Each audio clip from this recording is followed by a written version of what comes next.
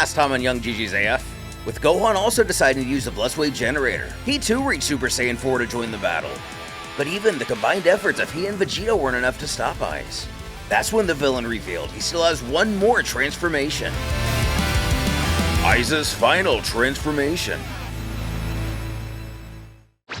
On the world of the Kais.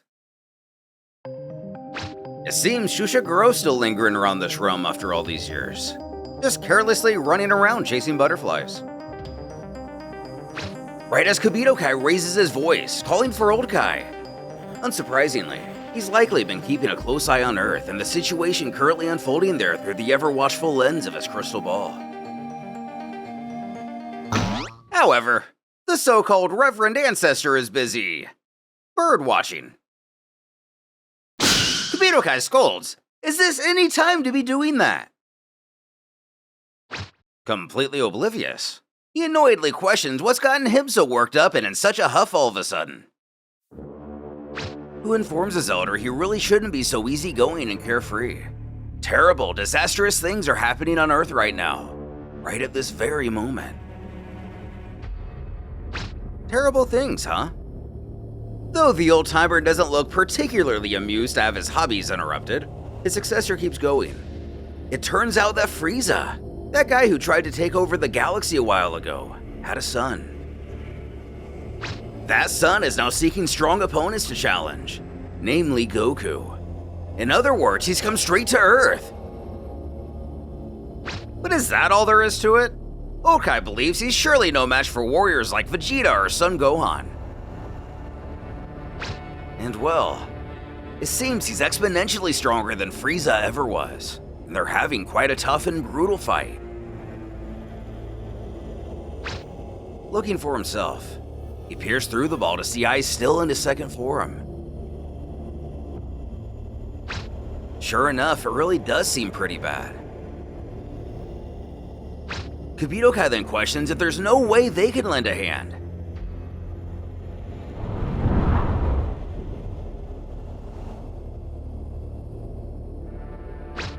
Unfortunately, no, not really, the old man quietly admits. While Kibito Kai balks, saying that can't be, we have to remember it's more or less universally frowned upon to interfere in the mortal realm. On top of that, there's literally just not much they can do against someone so overwhelmingly powerful. As the two sit together in silence momentarily, the Supreme Kai mentions, "So we've really got no choice but to revive Son Goku." After another brief pause, the Elder thinks even that's no use. Presently, reviving him isn't possible. As much as he wants to do something, they've probably got no choice left but to leave it all up to Vegeta and Son Gohan. Defiant, his fellow Kai argues that their opponent is unimaginably strong, no matter how skilled those two may be. Though he's cut off, Old Kaio interrupts. Well, if they can't overcome a trial of this scale, then the Earth will be done for either way.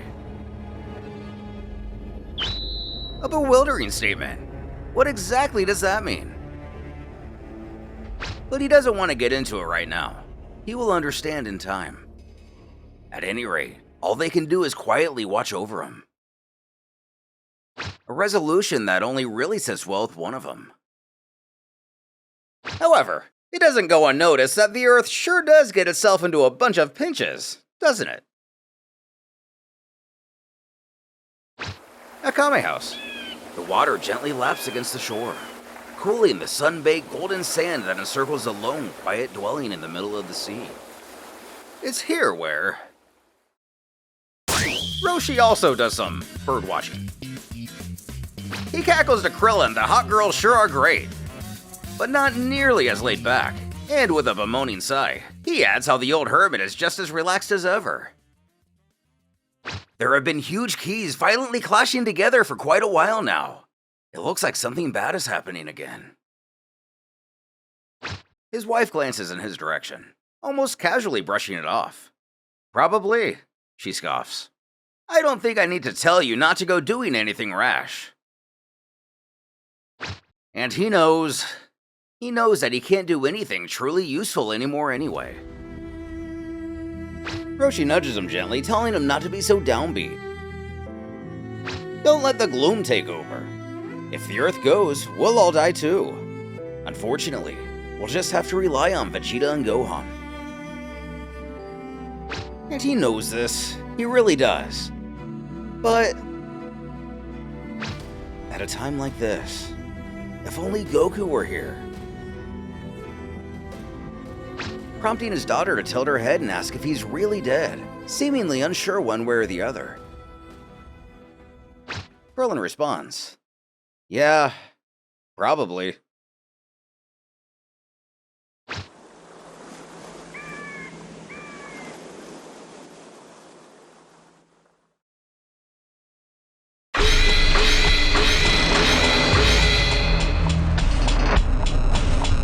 Back at the battlefield. Watch very closely! This is my true form!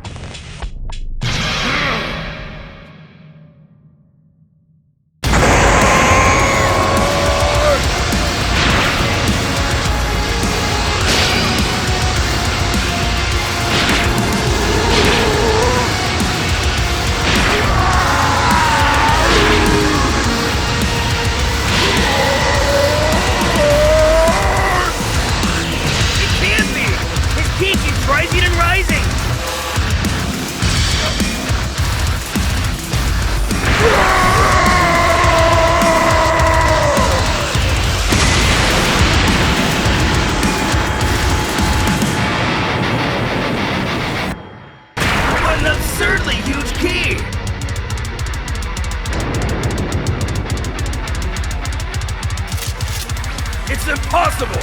How can it be so high? It's all over! He can't be someone like this! Pan! Get away! It's already too late! There's no escaping him. He's starting to come into view.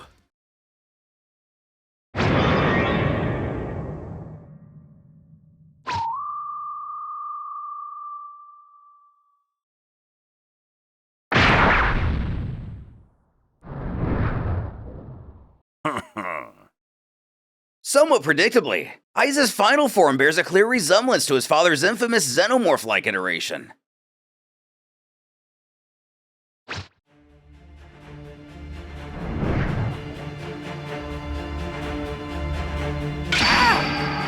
Still never getting his own planet back, King Kai watches the fight from Otherworld regardless. In this eyes, he's strong. Too strong. How in the world could he possibly be so powerful? And who would have ever thought that Frieza had a son? It might all be over. Not just for the Earth, but for the entire universe too. Now that Goku's not here, there's no hope left in defeating him.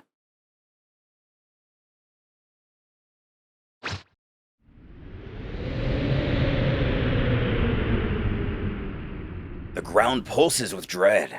A guttural hum builds in every direction. A black aura emits from eyes as Gohan's eyes remain locked on the monstrous figure before him.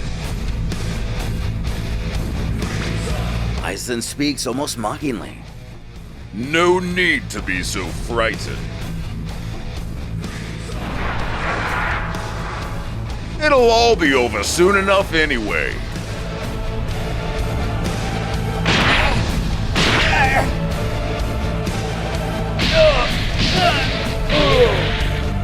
Abruptly, the lesser warriors begin falling en masse.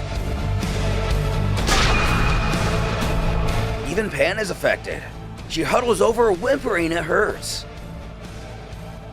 With this final transformation, Aiz plans on putting an end to the very game he started. With no Goku and little hope remaining, what options do our heroes have left to overcome the new Emperor of the Universe?